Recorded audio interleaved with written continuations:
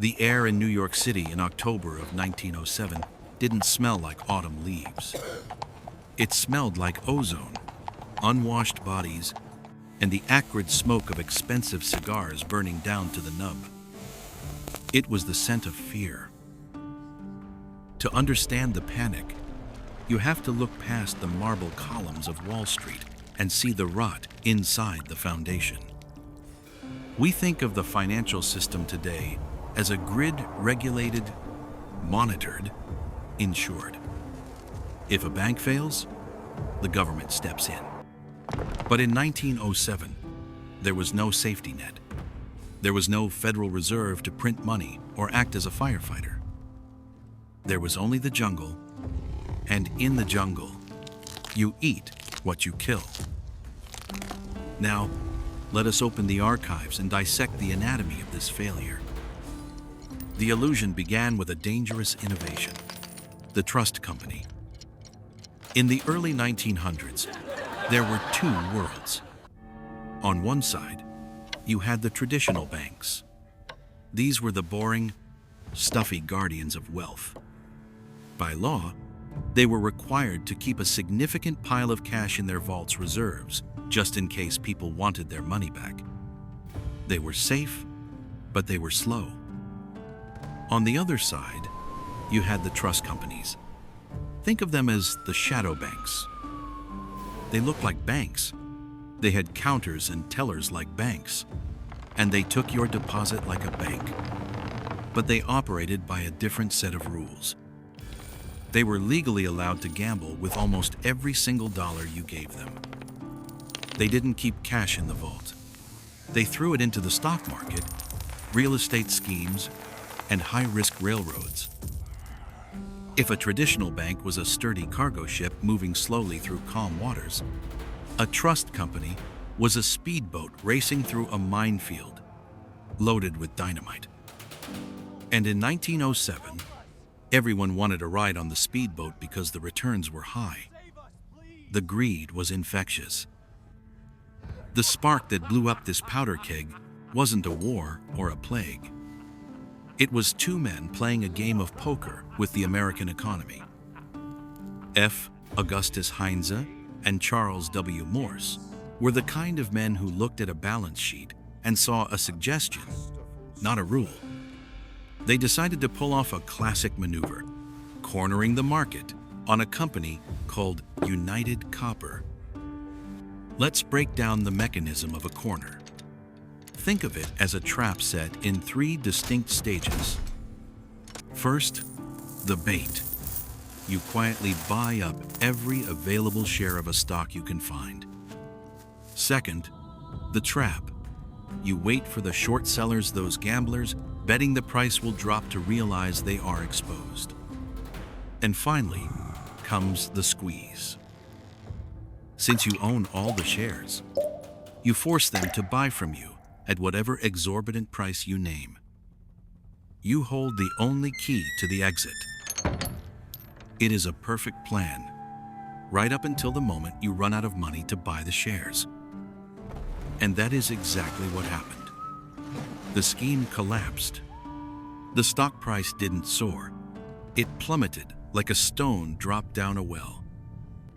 This wouldn't have been a crisis if it had stayed contained to two gamblers.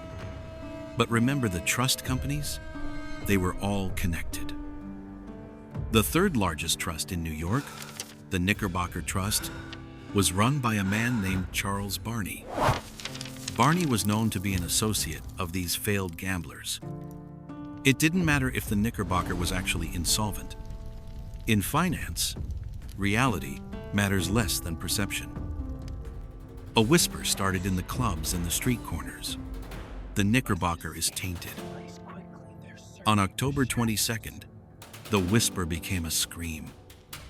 A bank run is a terrifyingly physical event. It is not digital numbers flashing on a screen. It is a mob of thousands of people, shopkeepers, widows, laborers pressing their bodies against mahogany doors, clutching their leather passbooks, desperate to trade a paper promise for cold, hard gold. In less than 3 hours, the Knickerbocker paid out $8 million. That is roughly $250 million in today's purchasing power, physically handed over the counter in stacks of bills and coins. By noon, the vaults were empty. The doors were slammed shut. The Knickerbocker had fallen.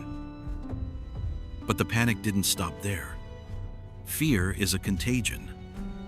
The mob looked at the other trust companies, the Trust Company of America, the Lincoln Trust, and thought, if the Knickerbocker was hollow, maybe they are too.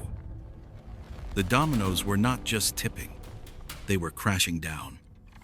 And with no government to stop it, the entire American economy was hours away from total cardiac arrest. New York was bleeding out. By the morning of October the 24th, the panic had moved from the trust companies to the erratic heartbeat of the stock market itself. Money had simply vanished. Lenders had zipped their pockets shut. On the floor of the New York Stock Exchange, the president of the exchange, Ransom Thomas, watched the ticker tape stall. He had a terrifying realization. By 2 p.m., there would be no money left to trade. He would have to close the exchange early. Closing the exchange was not just flipping a switch. It was a signal of surrender. If the bell rang early, it would tell the world that American capitalism had failed. There was only one man who could stop the clock. Enter J. Pierpont Morgan. Morgan was 70 years old, semi-retired, and suffering from a terrible cold. He was a man of immense physical presence, burly, with piercing eyes and a nose disfigured by rosacea that made him look perpetually furious. They called him Jupiter, after the king of the gods, because when Morgan threw a lightning bolt, the earth shook. He didn't hold public office. He wasn't the president. He was simply a private banker. But on that day, he was the economy. Morgan set up a command center in his library on 36th Street. It was a room filled with rare manuscripts and Renaissance art, now converted into a triage unit for dying banks. He sat at a desk playing solitaire, slapping cards down while the most powerful men in America stood before him, begging for salvation. His strategy was ruthless but effective. He organized a team of young bankers, his bird dogs, to audit the books of the failing trust companies in real time. He needed to know which ones were merely sick and which ones were already dead. If a bank was insolvent, meaning its debts were truly greater than its assets, Morgan let it die. He would not throw good money into a black hole. But if a bank was merely illiquid, meaning it had value but just needed cash right now, he would save it. At 1:30 p.m., with the stock exchange 30 minutes away from closing forever, Morgan made his move. He summoned the presidents of the city's strongest banks. He didn't ask them for money. He told them. Within minutes, he had secured a pledge of $25 million. The cash was physically rushed to the exchange floor. The moment the traders saw the capital, the panic broke. The market roared back to life. Disastrophe was averted by a matter of minutes. But the war wasn't over. The trust companies were still teetering. On the night of Saturday, November 2nd, Morgan played his masterstroke. He summoned over 40 of the leading trust company presidents to his library. These were men who hated each other, competitors who would happily watch their rivals drown. Morgan placed them in the East Room and told them the situation was simple. They needed to pool $25 million of their own money to bail out the weaker trusts, or the entire system would collapse by Monday morning. Then, J.P. Morgan did something extraordinary. He walked out of the room and he locked the door.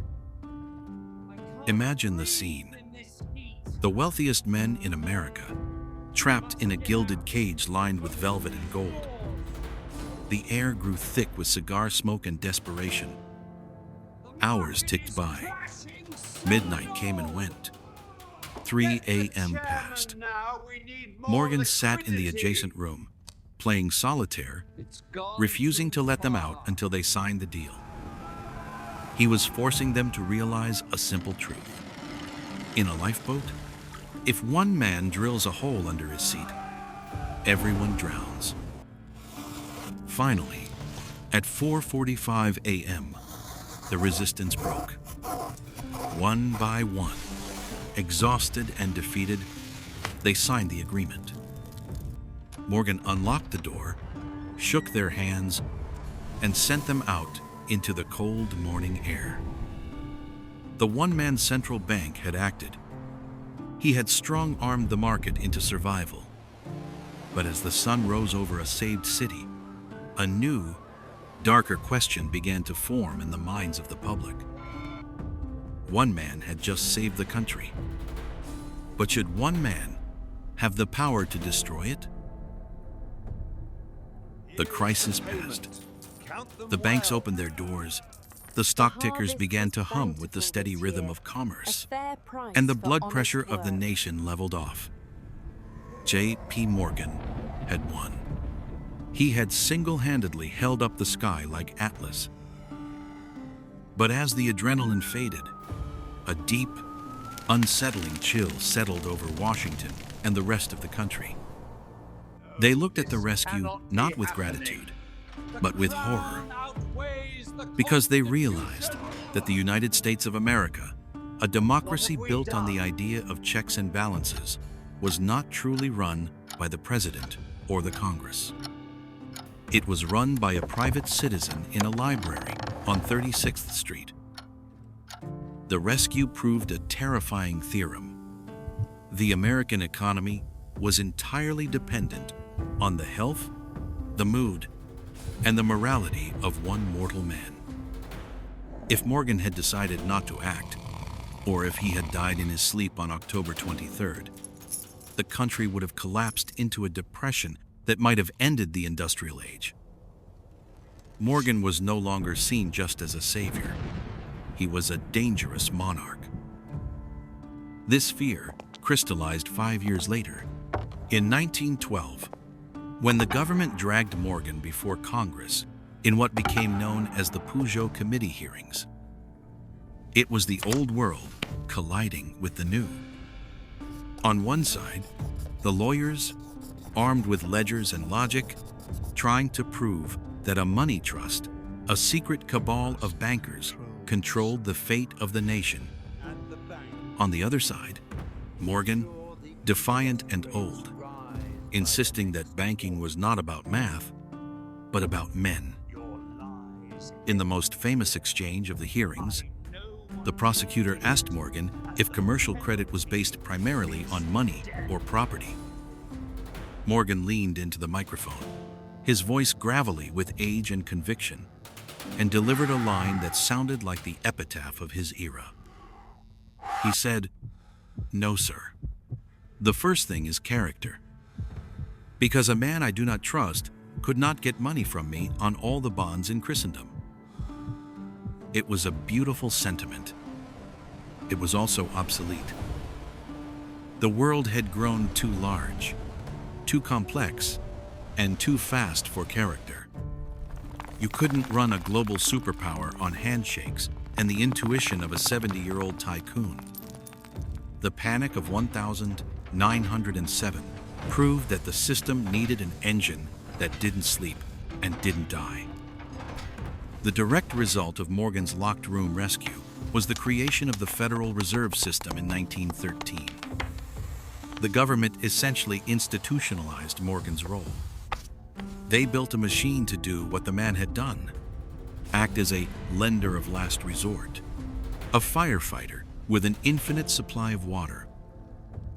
Morgan died just a few months after testifying. In March of 1913, the flags on Wall Street flew at half-staff. But in a way, he had already been replaced. The era of the Titan, the singular financial warlord, was over. The era of the institution had begun. Yet, we must ask ourselves, did we fix the problem, or did we just change the name on the door? In 1907, the public feared that a few men in a library controlled their fate. Today, we look at the Federal Reserve, a small committee meeting behind closed doors to decide the price of money, and we wonder if the money trust ever really went away, or if it just got a government seal. The Panic of 1907 was a warning shot. It showed us that complexity breeds fragility. When we build financial systems that are too tangled to understand, we are building a machine that we cannot turn off. We traded the chaotic gambling of the trust companies for the stability of the central bank. But the underlying drive, the hunger for yield, the fear of loss, and the reliance on a higher power to save us from our own greed remains exactly the same. We are still sitting in that library, waiting for someone to unlock the door and tell us everything is going to be all right. Because in the ledger of history, every debt must eventually be paid,